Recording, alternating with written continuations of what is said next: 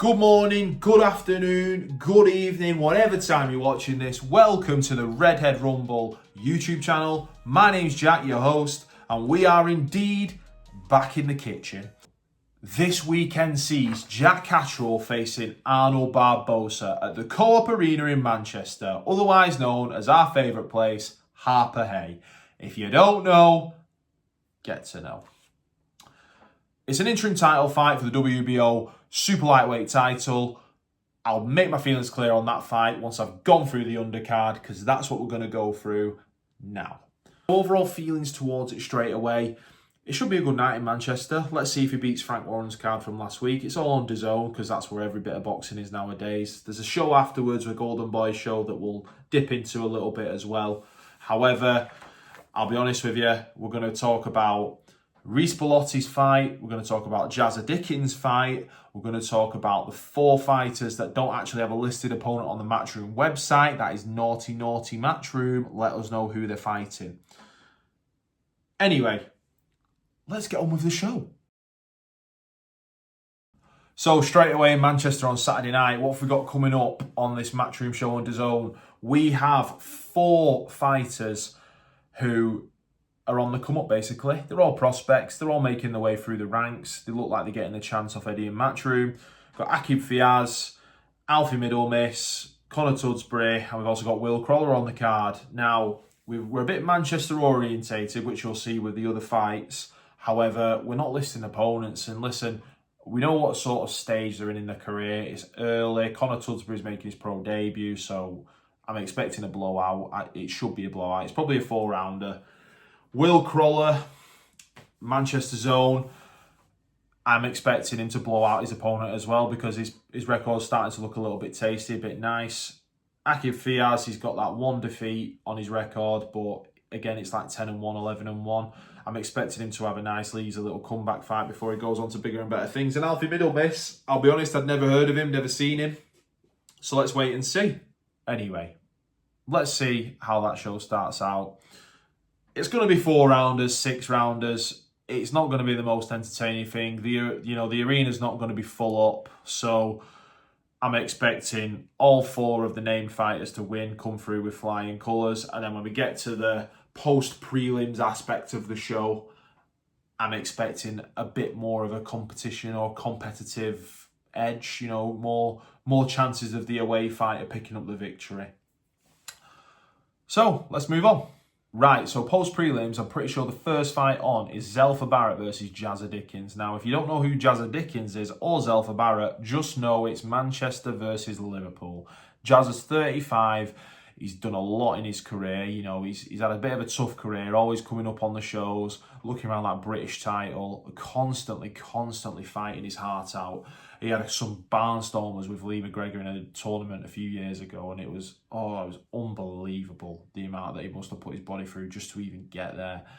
And this is why you have so much respect for the fighters. They're unbelievable human beings. Yeah, you can say, oh, well, all you do is train. But what about the ones like Stephen Simmons that used to be a tiler in his spare time? You've just got to give him the respect that they give him when the money's not coming in, when the sponsorships aren't there. Like, think about it. Putting your body, getting up at 5, going do the runs, going do a full day's work, 2 sessions of training at night.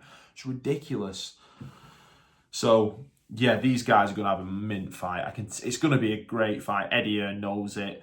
Both have been on both broadcasters, or I'd say both promoters sort of shows. They've both done Queensberry, they've both done Matchroom, and I think Zelfa may have done Sky as well. However, it's a massive fight on the undercard. The 2 big names in the UK. I'm looking forward to it, so should you. WBA international titles on the line, which means basically, can we get a higher ranking than where we are now? Now, if they get a bit higher, I'm imagining European level. Maybe for Zelfa, Jazza, probably the same. We're looking British, European. We're probably not looking at world honours just yet. Probably outside the top 20, but we can wait we can wait for that. Zelfa's got a bit of time. Jazza, wrong end of 30, so let's just wait and see what you've got left in you. Again, my prediction: Zelfa wins, but it's the only reason I'm calling a Zelfa victory. Hometown boy, but Jazza will bring a lot of people from Liverpool to come and watch because it's close. However, he's taller, He's broader, that reach, I'm expecting his reach. He should be able to keep away from any sort of Jazza Dickens jab.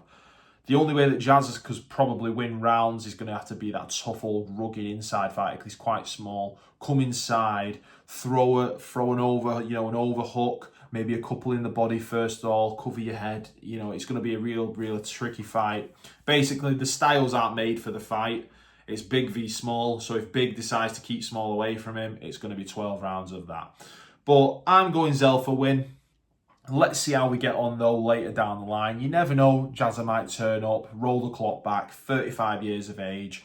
I just think Zelfa edges it just a bit. Age on his side, height on his side, reach on his side. It's built for Zelfa to come out on top, who just so happens to be Matchroom's fighter. Okay, I'm not saying any more. Let's move on.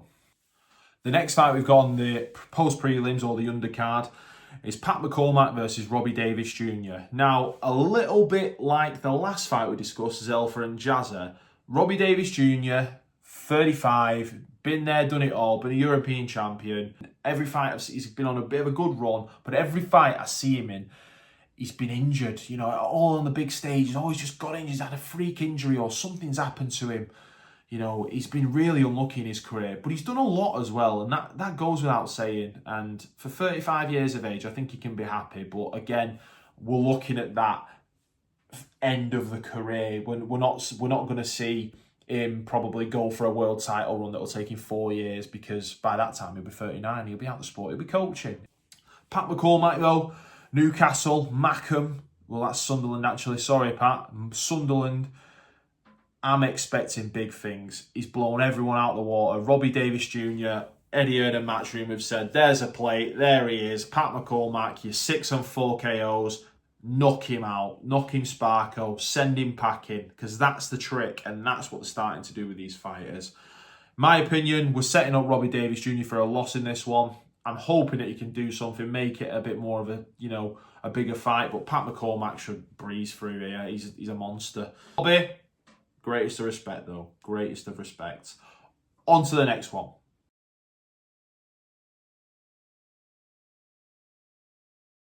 The next fight we've got on this card, Reece Bellotti versus Michael Gomez Jr. Michael Gomez Jr. coming from Manchester, younger man, had quite a few fights actually, to be honest with you. 1 defeat on his record. However, I feel like it's his time. It's his time to shine. He's a Manchester born and bred lad, and I think Reece Bellotti's 34, 35, again, coming to the tail end of his career in the Twilight Zone. And honestly, I can see this being an absolute slugfest. It's going to be a war. Points are going to go out the window. Maybe first 4 or 5 rounds, points orientated, but then straight away, it's just going to be slug, bam, bam, thank you, ma'am. Absolutely. I'm putting my name on it, I'm putting my stamp on it. The Redhead Rumble stamp is going straight on this fight as an absolute barnstormer. We'll be talking about this like it's the fight of the year. And you heard it here first, and you know me by now, and the day after when I do the review, we'll look at it, and if I'm dead wrong, then I'm dead wrong, and that's the end of that. I can remember Reece Bellotti losing to Jordan Gill on a decision, which again, he was on the wrong end of it, and it was a bit of one of them. And I also saw him get TKO'd by Ray Ford at Fight Camp. And I felt a bit bad, really. But Eddie were trying to make Ray Ford a bit more known to the UK public. And yeah, he just steamrolled Reece Bellotti like he weren't there. But again, he's 34. We're in his last phase. Like a couple of the fighters a bit lower on the card. Has he got one more in him? It's for the British and Commonwealth title. So enough's on the line to get up for it. There's a lot that can be said for that, so I'm excited to see what's going to happen. And now on to the main event, Jack Catterall versus Arnold Barbosa Jr. First, the opponent. Barbosa, looking at his box rec and studying it and thinking, who have you fought? Who can I compare you to against? Or, how can I sort of conjure up a judgment of how you're going to win this fight? Box rec reports, he's only ever been in 10 rounders. This is his first ever 12-round fight. And he's number 1 in the WBO rankings for this junior welter super light ranking. How is that possible? I mean, Jack's ranked number 2 across all boards. And this guy's ranked number 1. And then number 10 across them all. So I'm just confused. I'm confused as to why. I know why we've made this fight, because he's one of the only ones that you'd think, 33, never done a 12-rounder. He's fought 31 times, won 11 by knockout.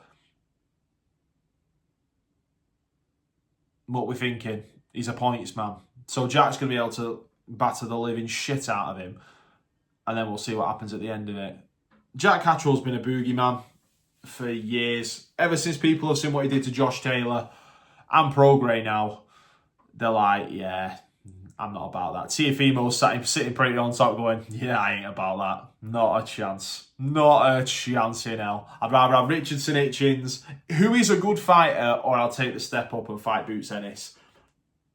To be honest with you, I'd avoid Jack Catterall like the plague. Now, he's a local lad, Chorley born, so I'll be supporting Jack Catterall, of course I will be, and I'm expecting, or I'm going to say a prediction, it's going to be a points win. Jack Catterall again, Jamie Moore and Travers are doing a mint job with him. They're making him unfightable for everyone. No promoter wants to put him in a fight on their show because they know that he'll probably win and he'll be ugly for their fighter. He'll make their fighter look 10 times worse than he was because he's that good. He's a great fighter. He's got power, he's got precision, more importantly, and the speed of his hands when he starts throwing those hooks, it's unbelievable. Might I add though, matched by the footwork, it's crazy how fast that guy moves. Look at the Josh Taylor fight that apparently he lost. He absolutely destroyed him. Destroyed him. Simply by footwork, jab, bullying him in the corner like a bull. But we call him El Gato for some reason. I probably should have researched that. I think it's an easy win for Jack Catterall. WBO Interim World Super Lightweight titles on the line. Yeah, like they mean anything anymore. Yeah, it'll get him undisputed fights, but let's be honest. It could be the one that Chris Eubank won all them years ago against Arthur Abraham, the Internet Championship of the World, or whatever it was. Rubbish. The rubbish. Like Nick Pete and Adam Catterall say on Fight Disciples, bin them all, bin the belts, turkey I'll shake, bring the ring in, make your own championship, world boxing, collude with that man, boom. And I think we could be closer on that way. But yeah, easy night for Jack Catterall. I think he pisses it. And if I'm proved wrong, you know, I'll sit here with pie on my face and review it the day after anyway. So, Jack Catterall win. Come on, Jack. Get it won and get on to them next belts. Let's go. So, before I end the video, I was actually looking at tickets like I mentioned in one of my previous videos for this weekend. And I was looking at the tiers and the sections. And it looks like the God tiers are being sold, which should be fair because the card's not great. But I would say there was a resale value of ringside, and I wasn't looking at ringside because I'm the richest man in the world. I'm sat in my kitchen recording this. But £650 for this card is a rip. And if that's resale value, I'd love to know what the on sale when it first came out were.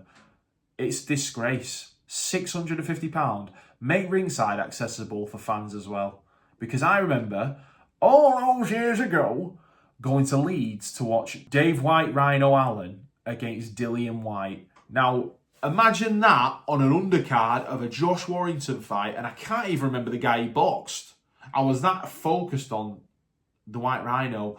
You had people like Curtis Woodhouse in the crowd and Isaac Lowe. You got to sit with some people like your idols. David A behind me. It was unreal. Johnny Nelson in front of me. We got a picture with Johnny Nelson. I'll put it up here, me and my friend Jack. It was great. Such a good night. Meeting everyone. You were like, oh my God. I mean, you know, it cost me about 150 quid.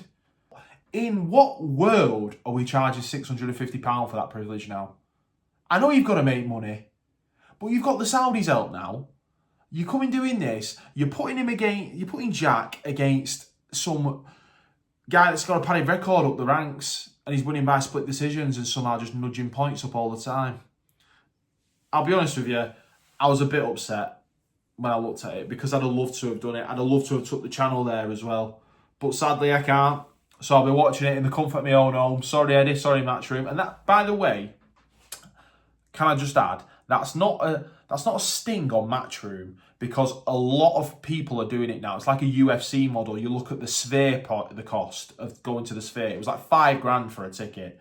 Who has got $5,000 just to flash on a ticket at the Sphere? And if you're in Vegas, I kind of get it. I mean, I'd be like putting 500 quid on Red or Black 7 times or whatever to try and get a ticket. Insane. So my overall preview is complete. However, I'm going to give this card a 6 out of 10. I kind of like the undercard. I just don't like the way they're taking disadvantaged older fighters that clearly just have a name, someone to put on someone else's record. I know this is how boxing works, but it frustrates me when it happens. So it's a 6 out of 10 day. If there's loads of good fights on it, you know it's going to go up, because I'm very complimentary on a lot of fights. So we'll just wait and see. But that is it. So if you have enjoyed this video, please like, subscribe, and comment below to let me know your thoughts. Let me know what you think is going to happen this weekend. Are you arsed? Am I a cheapskate on ticket prices? Am I a pillock for still doing this? You have to let me know. And that is that. So, this has been Redhead Rumble. I'm your boy Jack. I'll see you in the next one. Bosh.